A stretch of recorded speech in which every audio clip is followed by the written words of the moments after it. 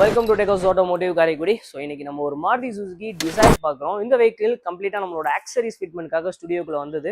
Customer நம்ம இங்கே பண்ணியிருந்த painting work, full body painting work, colour changing works and panel painting works எல்லாத்தையுமே பார்த்தாங்க. பார்த்துட்டு என்னோட வெஹிக்கிள்லையுமே சின்ன சின்ன டென்ட் அண்ட் ஸ்க்ராச்சஸ் இருக்குது, பாடி ஃபுல்லாகவுமே இருந்துச்சு.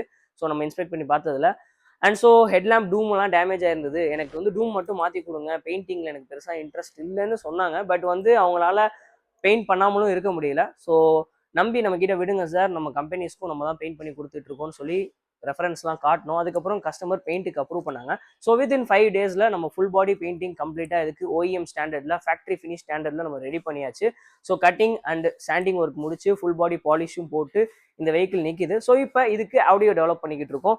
ஸோ ஆடியோ பார்த்தீங்கன்னா ரெயின்போவோட 2-வே component and coaxial speakers and அதுக்கு பவர் பண்ணுறதுக்கு இன்ஃபோடைன்மெண்ட் சிஸ்டம் பார்த்தீங்கன்னா ஒரு 4GB அண்ட் 64 கான்ஃபிகரேஷன் உள்ள OLED டிஸ்பிளே உள்ள ஒரு சிங்கிள் நாப் JVLோட ஆண்ட்ராய்ட் சிஸ்டம் அண்ட் அதுக்கு ஒரு சப்வூஃபரும் நம்ம ஃபிட் பண்ணுறோம், NFSோட பூம் பாக்ஸ்.